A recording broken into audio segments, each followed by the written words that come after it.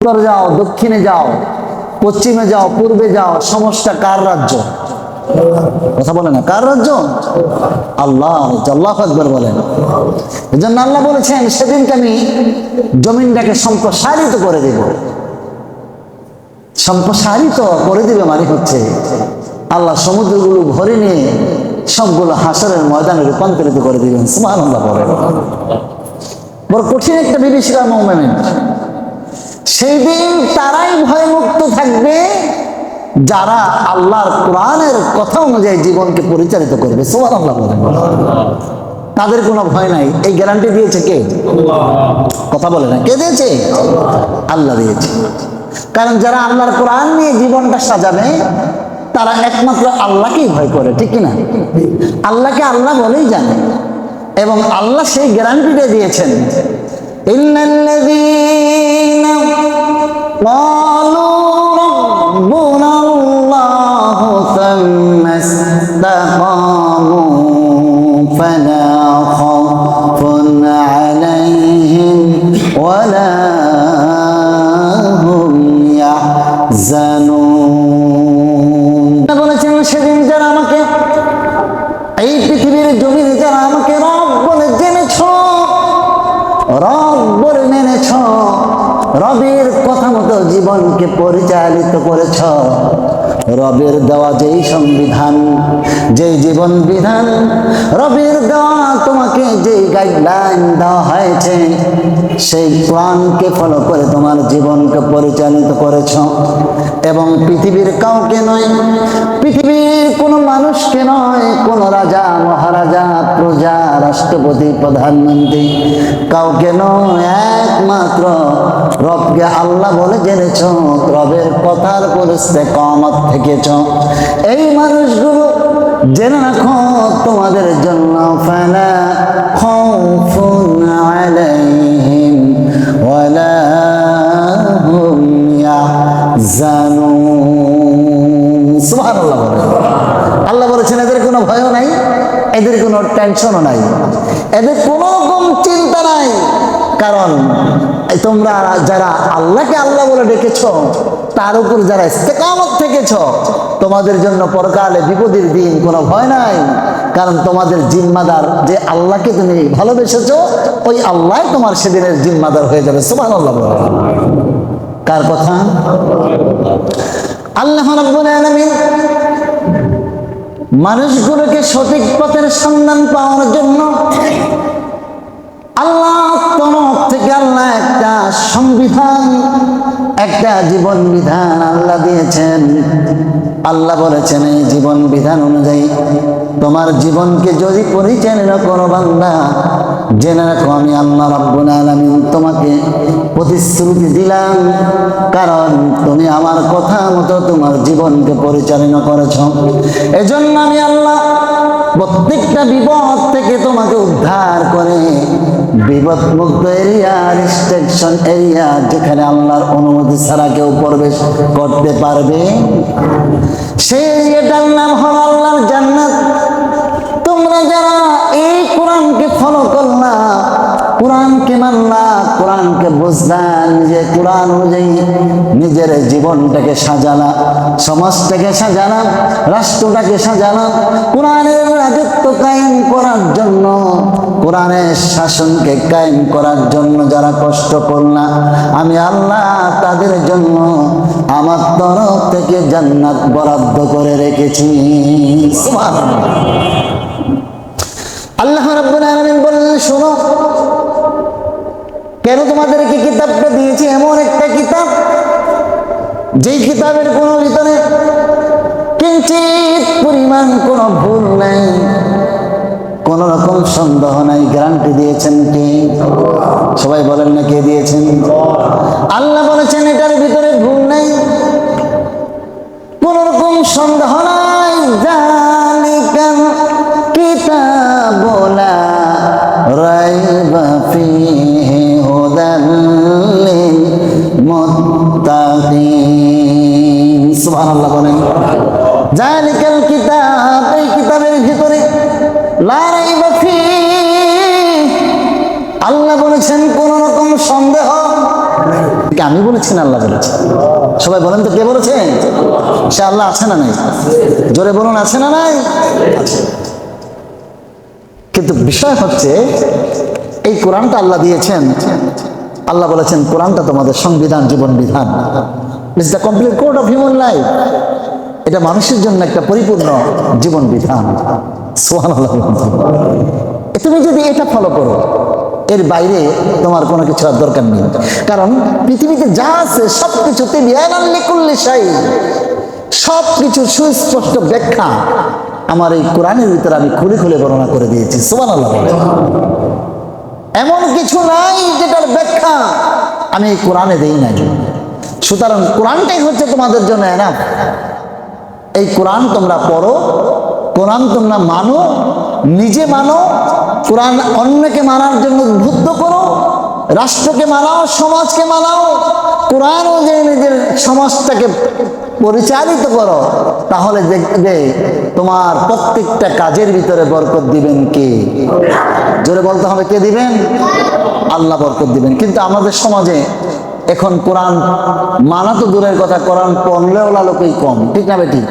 কোরআন পড়তেও পারে না, আছে না নাই? কথা বলে না, আছে না নাই? আছে। আপনাকে পড়তে হবে, কোরআন আপনাকে জানতে হবে, কোরআন আপনাকে বুঝতে হবে। কারণ এটা সংবিধান, এটা শুধু মানুষ মারা গেলে পড়বেন, এজন্য আল্লাহ কোরআন পাঠায় নাই। মানুষ মারা গেলে আপনি পড়বেন, ঠিক আছে, কিন্তু কোরআনটা জীবন বিধান হচ্ছে জীবিত মানুষের জন্য, ঠিক না বেটি? না মৃত্যু মানুষের জন্য? কথা বলে না, কাদের জন্য? আল্লাহ রাব্বুল আলামিন বললেন, শুনে রাখো, এই কোরআনটা যেন কোনো বিষয় নাই। এই কোরআনের একটা ইন্ট্রোডিউস আমি আল্লাহ কোরআনের ভিতরে আবার সুন্দর করে তার নিজের ইন্ট্রোডিউসটা প্রেজেন্টেশন করে দিয়েছে। তুমি যদি এই কোরআনের ইন্ট্রোডিউস সম্পর্কে জানতে চাও, সেখানে যদি কোরআনকে সামনে রেখে কোরআনের সাথে তুমি কথা বলতে চাও, দেখবে কোরআন তার নিজের পরিচয়টা তোমার সামনে খুলে খুলে বর্ণনা করে দিবে। আপনি যদি একটা কোরআন হাতে নিয়ে তাকে বলেন, কোরআন রে তুমি নাকি সংবিধান, তুমি নাকি জীবন বিধান, তোমার ভিতরে কোনো পরিবর্তন নাই, পরিবর্তন নাই, কোনো সংযোজন নাই, কোনো বিয়োজন নাই, নো ডাউট অ্যাবাউট ইট, তোমার ভিতরে কোনো কনফিউজ নাই। জালিকাল কিতাবু লা রাইবা ফি, তুমি বলেছো কোরআন, তোমার ভিতরে কোনো সন্দেহ নাই, কিন্তু তোমার সম্পর্কে জানার জন্য আমার ভিতরে একটা কিউরিওসিটি কাজ করে, আমার জানতে মন চায়, ও কোরআন তুমি কোথায় থেকে আসলা? জোরে বলেন আল্লাহু আকবার। কোরআন প্রশ্নের জবাব দিয়ে দিলেন, তানজিলুম মিম্মান খালাকাল আরদা ওয়াস সামাওয়াতিল উলা। কোরআন ইন্টারভিউর শুরুতেই বলে দিলেন, শুনে রাখো, আমার পরিচয়টা জানতে যেহেতু তুমি চেয়েছো, শুনে নাও, আমি হচ্ছে কোরআন, ওই আল্লাহ আকাশের মালিক, জমিনের মালিকের তরফ থেকে আমি কোরআন পৃথিবীতে নাজিল হয়ে গিয়েছি। জোরে বলেন আল্লাহু আকবার। এই কোরআনকে আপনি যদি প্রশ্ন করেন, কোরআন রে আল্লাহর পক্ষ থেকে এসেছো, জমিনের মালিক আকাশের মালিকের তরফ থেকে, কিন্তু আমার জানতে ইচ্ছা করে কোরআন রে সেখান থেকে তুমি কিভাবে আসলা? আসার জন্য তো একটা মিডিয়ার প্রয়োজন আছে। কোরআন বলল, মিডিয়াকে শুনে রাখো, আমি সেখান থেকে কোরআন এসেছি একটা মিডিয়া, সেই মিডিয়ার কেউ নয়, নাযালা বিহির রূহুল আমিন। সুবহানাল্লাহ বলবেন না? আমি রুহুল আমিন, আই জিবরিল, জিবরিল আলাইহির মাধ্যমে আমি আল্লাহ কোরআনুল কারীম পৃথিবীতে নাজিল হয়েছি। আমরা প্রশ্ন করে দিলাম, কোরআন নাজিল হওয়ার পূর্বে তুমি কোথায় ছিলা? কোরআন জবাব দিয়ে দিলেন, পৃথিবীতে নাজিল হওয়ার পূর্বে আমার একটা ঘর আছে, একটা জায়গা আছে, যেই জায়গাটায় সুন্দর সুরক্ষিত জায়গা আমি ছিলাম নিবদ্ধ, সেই জায়গাটার নামটাও যদি জানতে চাও আমি তোমাকে ক্লিয়ার করে দেই, শুনে রাখো। বাল হুয়া কুরআনুম মাজিদুম ফি লাওহিম মাহফুজ। আল্লাহু আকবার বলবেন না? কোরআন বলে দিল আমি লাউহে মাহফুজের মধ্যে সেখানে লিপিবদ্ধ ছিলাম। আল্লাহু আকবার। কোরআন খুলে খুলে তার কি সুন্দর করে ইন্ট্রোডিউসটা প্রেজেন্টেশন করে দিচ্ছে। সুবহানাল্লাহ বলে। তিনি লুকাচ্ছেন না কোনো কিছু। তুমি যেই প্রশ্ন করেছো সবগুলো প্রশ্নের উত্তর কোরআন একটা একটা করে বর্ণনা করে দিচ্ছে। কোরআন বলে দিল বাল হুয়া কুরআনুম মাজিদুম ফি লাওহিন মাহফুজ।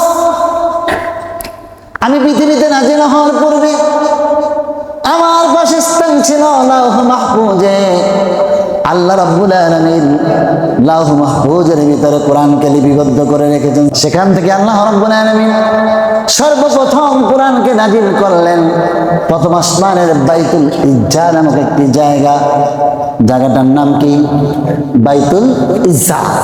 প্রথম আসমানে কোরআনটাকে আল্লাহ বাইতুল ইজ্জাত নামক জায়গাতে নাজিল করে দিলেন। সুবহানাল্লাহ বলবেন না?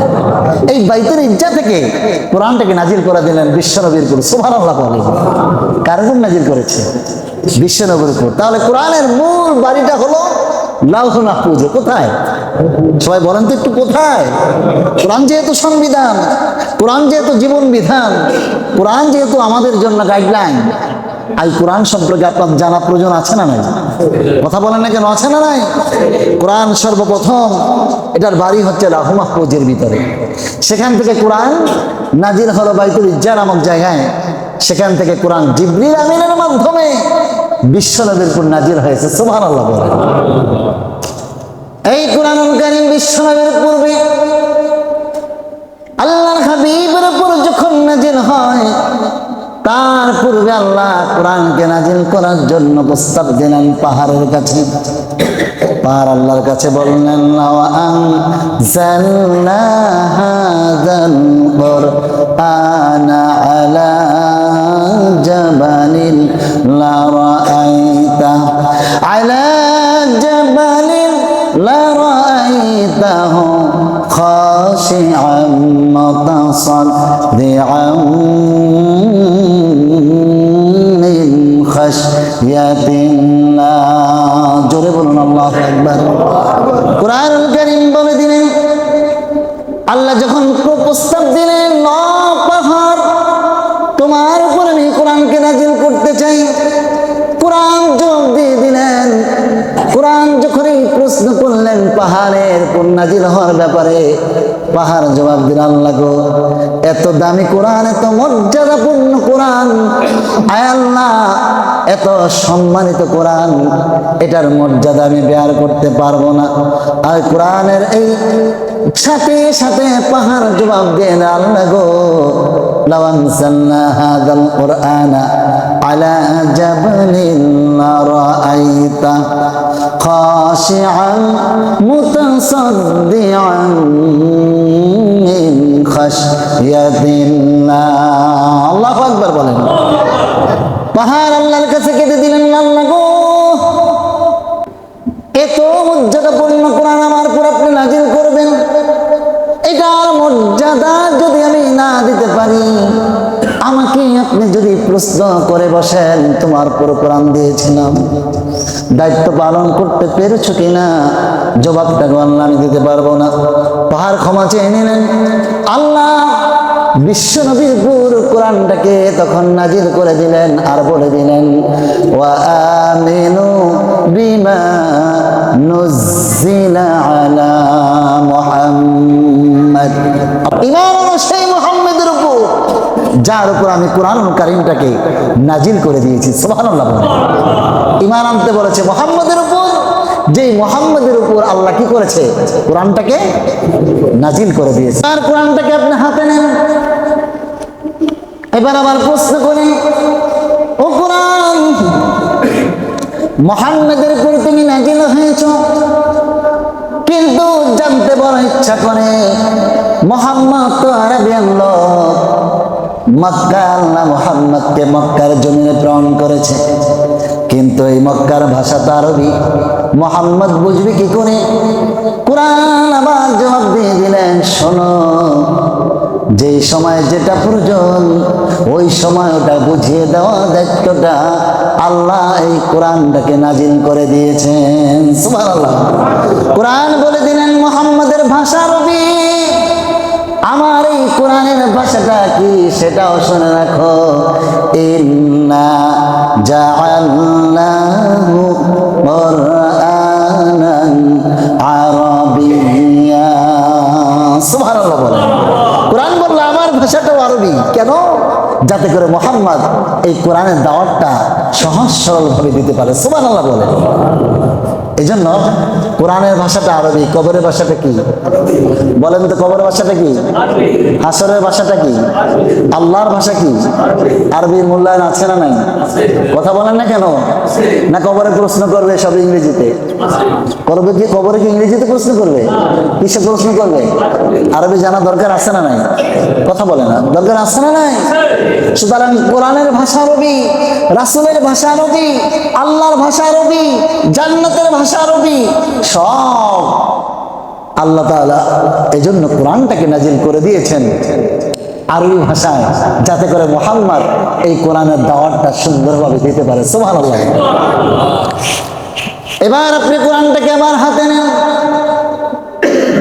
হাতে নিয়ে আবার কোরআনকে প্রশ্ন করেন, কোরআন তুমি বললে আরবিতে তুমি নাজিল হয়েছো, আবার তুমি নিজেই বলে দিলা জিবরিল আমিনের মাধ্যমে নাজিল হয়েছো, আবার তোমার পরিচয় বলতে গিয়ে তুমি বলে দিলা মুহাম্মাদের উপর নাজিল হয়েছো, এটাও তুমি বলে দিলে তোমার বাড়ি কোথায় বললাম, সবটাই তো জানলাম কোরআন, কিন্তু জানতে ইচ্ছা করে কখন তুমি নাজিল হইলা। সুবহানাল্লাহ।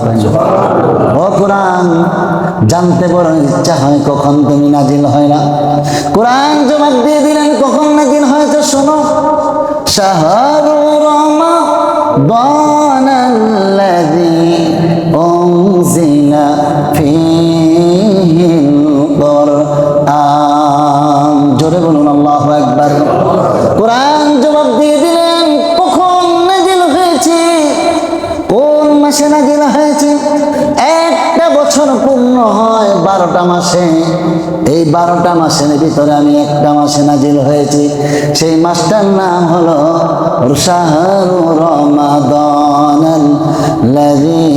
উনজিলা ফীহিল কুরআন। সুবহানাল্লাহ বলে।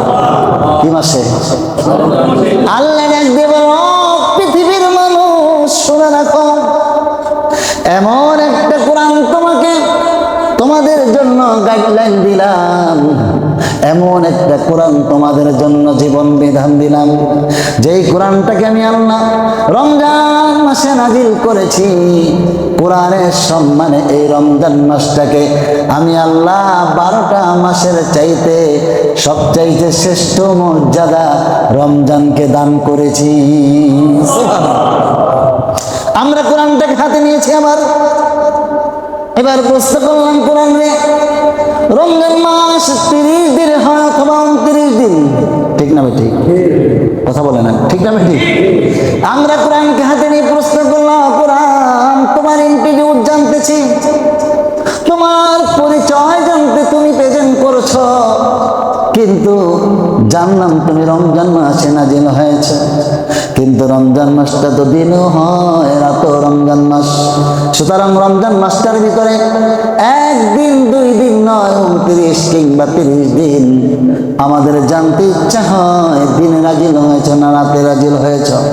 কোরআন বলল সেটাও তোমার জানার যেহেতু কিউরিসিটি জেগেছে, জেনে রাখো আমি কোরআন বিবিয়ানাল লিকুল্লি শাই, সব কিছু খুলে খুলে তোমাকে বলে দিচ্ছি, শোনো, রমজান মাসটার ভিতরে আমি কোরআনটাকে লাইলাতুল কদরের রজনীতে আল্লাহ কোরআনটাকে নাজিল করে দিয়েছে। সুবহানাল্লাহ। রমজান মাসটাকে করেছি 12টা মাসের ভিতরে শ্রেষ্ঠ, আর যেই রজনীতে নাজিল হয়েছে এই কোরআনের জন্ম রজনী হিসাবে আমি আল্লাহ ওই রজনীটাকে লাইলাতুল কদরি খায়রুম মিন আলফি শাহর, হাজার হাজার হাজার নয়, হাজার হাজার মাসের চাইতেও তার মর্যাদা উত্তম করে দিয়েছি। তাহলে আপনারাই বলুন, কোরআনের মর্যাদা আছে না নাই? আর একটু আসতে বলুন, আছে না নাই? এবার আপনি কোরআনকে আবার হাতে নিলেন, হাতে নিয়ে বললেন, কোরআন জানতে বড় ইচ্ছা হয়, রমজান মাসে তুমি নাজিল হয়েছ, রমজান মাসের ভিতরে লাইলাতুল কদরের রজনীতে নাজিল হয়েছ, তুমি সেটা বল না। কিন্তু মনে বড় ইচ্ছা হয়, জানতে ইচ্ছা হয় কেন তুমি নাজিল হয়েছ। কোরআন বললো, এতক্ষণ পরে এই প্রশ্নটা করলে শোনো, কেন নাজিল হয়েছি সেটাই তো বিষয়। আমি এজন্য নাজিল হয়েছে। আল্লাহ সেই কথাটা আবার কোরআনের ভিতরে ইব্রাহিমের ভিতরে, সূরা ইব্রাহিমের ভিতরে আল্লাহ স্পষ্ট করে বর্ণনা করে দিয়ে বললেন, কিতাবুন আনসালনাহু ইলাইকা লিতুখরিজান নাসা মিনাজ যুলুমাতি ইলান নূর। আল্লাহু আকবার বলেন।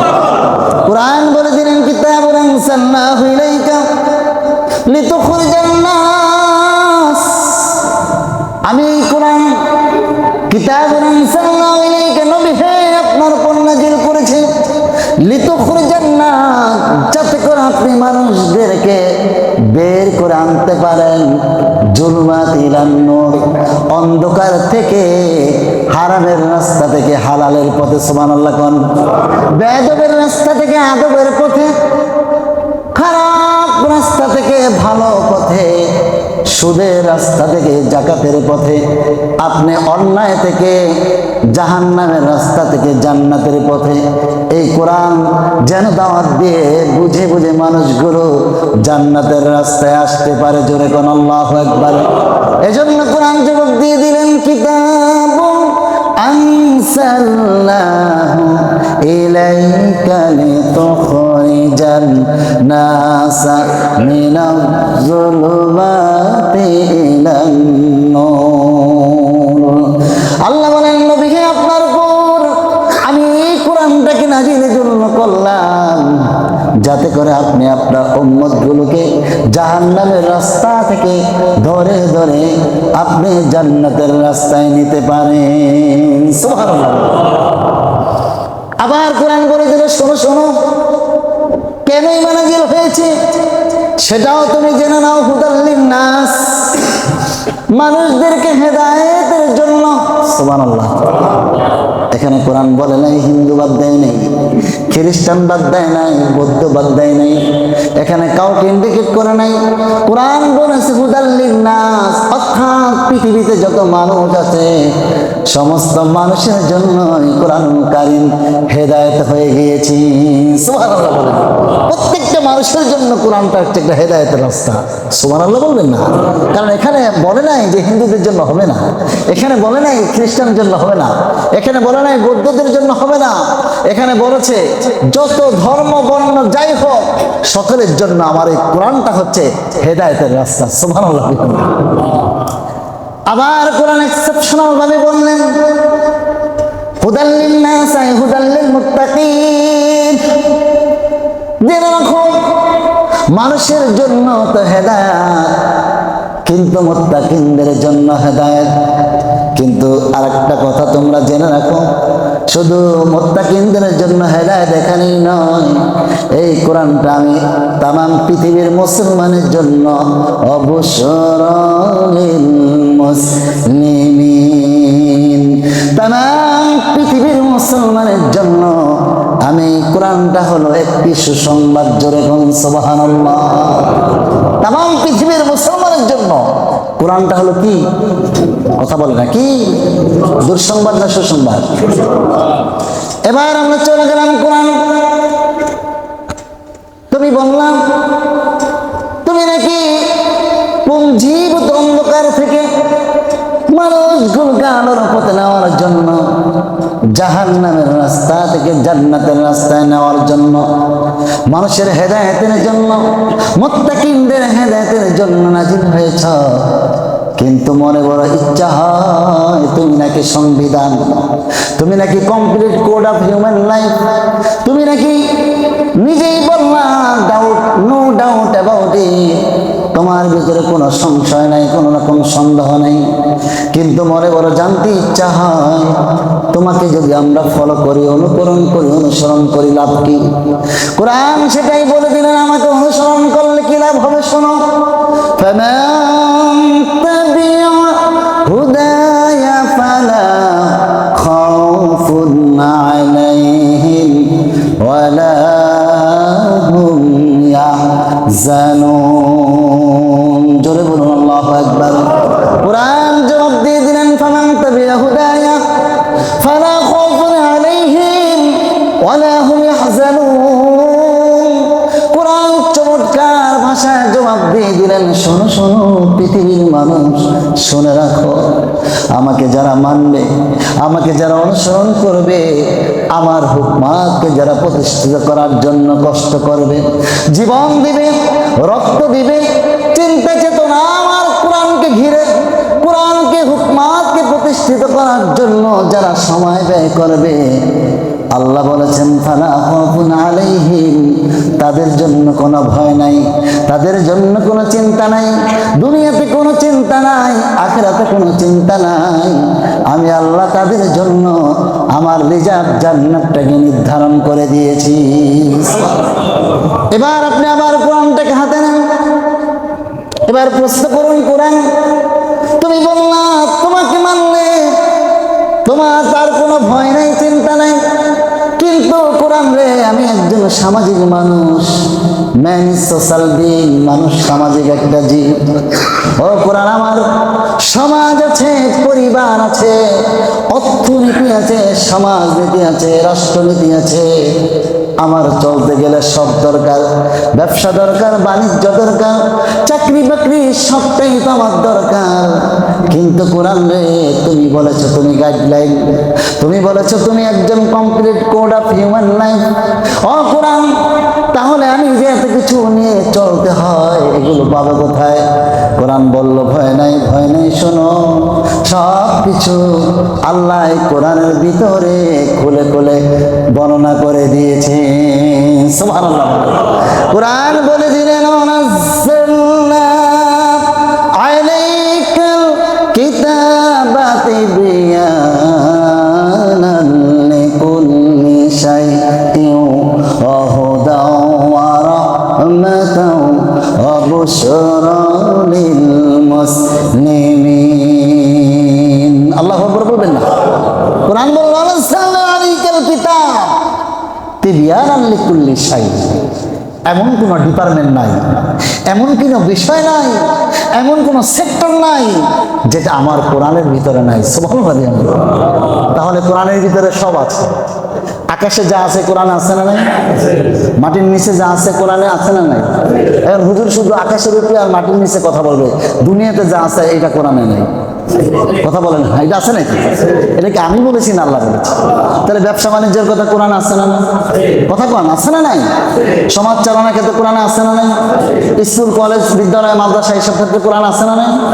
সব যদি থাকে তাহলে মাটির নিচে আর আকাশের উপরে কেন?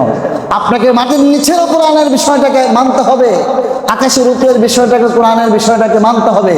যেটা মাটির নিচেও না, আকাশে না, জমিনে যেটা, জমিনের উপরে যেটা আছে এটাও কোরআন দিয়ে মানতে হবে। এটার নাম হচ্ছে ঈমান। সুবহানাল্লাহ। আমি কি বুঝাতে পারলাম কথাটা?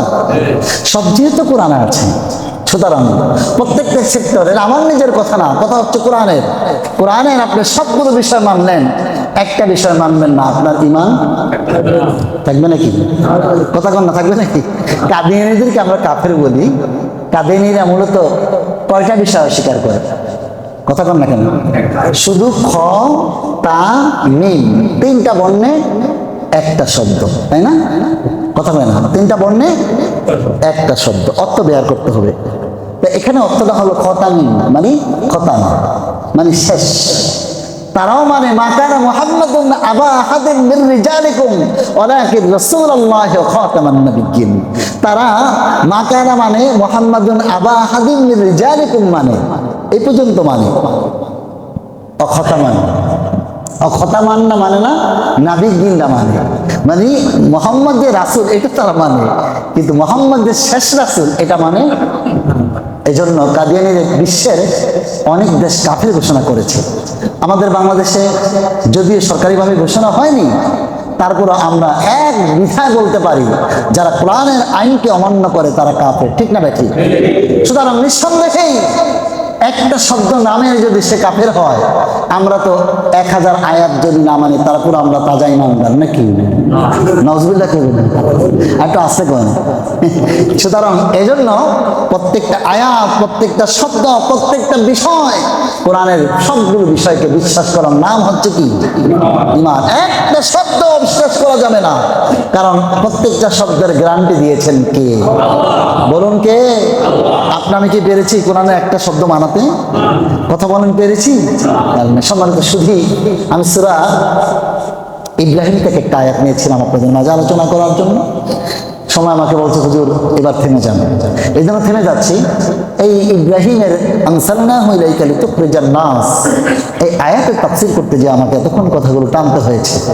আল্লাহ আমাদেরকে কোরআনকে ভালোবেসে, মনে রাখতে হবে, গতকালকে আমি একটা জানাজা গিয়েছি, আমার বাড়ির পাশে মারা গেছে, সম্পর্কে আত্মীয় হয়, তো ফোন দিয়েছে জানাজা আমাকে যাইতে পড়ানো লাগছে যে, তো বললাম একটা কথা সেখানেও যে দেখুন মৃত্যু কিন্তু আমাদের এসেনশিয়াল, এটা মারা লাগবেই। যেখানে আপনি পড়ান, যেখানে আপনার লুকান, মৃত্যুর হাত থেকে বাঁচা কথা বলেন যাবে নাকি? স্টোটালের ভাই তিনি একটা মৃত্যুর আগে মানুষ ওসিয়ত করে যায়, তিনি একটা ওসিয়ত করেছে যে আমি মরার পরে আমার 3টা কাজ করবা। 1 নম্বর হলো আমার খাটিয়াটা বহন করবে পৃথিবীর সবচেয়ে বড় 4জন ডাক্তার। কয়জন? 4জন কি? ডাক্তার। 2 নম্বর বলেছে আমি মরার পর আমার হাত দুটো এভাবে বের করে রাখবো। আরেকটা বলেছে আমার যে স্বর্ণগণ্যর মালিক, এটা আমাকে যেই রাস্তা দিয়ে লাশটা নিবে এখানে ছিটিয়ে দিবা। ওনার যে পেজ ছিল সে বললো এরকম ওসিয়ত তো জীবনে শুনিনি। এটা কি ওসিয়ত করলেন বুঝলাম না। বুঝো নাই, শুনবে। 4জন ডাক্তার আমার লাশটা বহন করবে, এজন্য তামাজা করে তাম পৃথিবীর মানুষ বুঝতে পারে কোন ডাক্তার কোন মানুষকে মৃত্যুর হাত থেকে বাঁচাতে। চিন্তা করেছেন তার কথার কত ওয়েট আলা কথা। এরপরে বলেছেন আমার হাত দুটো বের করে দিবা, এজন্য যে আমি শূন্য হাতে পৃথিবীতে এসেছি। না পৃথিবীতে টাকার বস্তা রয়েছে? কথা বল না কেন? কি হাতে? পৃথিবীতে এসে আমি হাজার হাজার কোটি টাকার মালিক হয়েছি, কিন্তু আজকে যখন চলে যাচ্ছি আবার 3টা কাপড়। কয়টা? পকেট আছে নাকি? কথা বল না কেন? পকেট আছে নাকি? পকেট নাই, এমন 3টা টুকরা নিয়ে আমি চলে যাচ্ছি। এজন্য আমার হাত দুটো দেখাবা, তারা যেন বুঝতে পারে যে আমি শূন্য হাতে এসেছি, শূন্য হাতেই চলে যাচ্ছি। যেটা রাসূল বলেছেন আখিল্লা ইবনে আদম সালাসা ওয়াহদিয়াতবিহু ইলা কবরি রূহিহি ওয়া সানি ইলা আহলিহি ওয়া সালিস ইলা মাহরিহি ফাল্লাযী ইয়াতবিহু ইলা কবরি ফাহুয়া মালুহু ওয়াল্লাযী ইয়াতবিহু ইলা কবরি ফাহুয়া আহলুহু ফাল্লাযী ইয়াতবিহু ইলা মাহশারিহি ফাহুয়া আমালুহু। এই হাদিসটা সম্পর্কে রাসূল বলেছেন, সেই ব্যাখ্যাটার জন্য আমি বললাম যাতে করে বুঝতে পারে আমি শূন্য হাতেই চলে যাচ্ছি, পৃথিবীর সব সম্পদ পৃথিবীতে ফেলে যাচ্ছি। তাহলে আরেকটা যে বললেন আমাকে যে রাস্তা দিয়ে নেওয়া হবে সেখানে স্বর্ণগণ্য ছিটিয়ে দিতে, এটা এই জন্য বলেছি যাতে করে বিশ্বের মানুষ বুঝতে পারে যে কোনো স্বর্ণগণ্য কোনো কিছুই কাজ হয় না, সবগুলো মাটির তলে পাড়া দিয়ে আমার পায়ের নিচে ফেলে দিয়ে আজকে আমি সবগুলো ধুলায় ফেলে দিয়ে এটার উপর দিয়ে আমি কবরে চলে যাচ্ছি। 3টা ওয়েট আলা খুব গুরুত্বপূর্ণ কথা বলে গেছেন, শিখার জন্য অনেক বেশি দূর প্রয়োজন হয় না। এই 3টা কথাকে অ্যানালাইজ করলে একটা জীবনকে পরিবর্তন করা সম্ভব। আল্লাহ আমাদের সবাইকে কবুল করে বলুন আমিন। এজন্য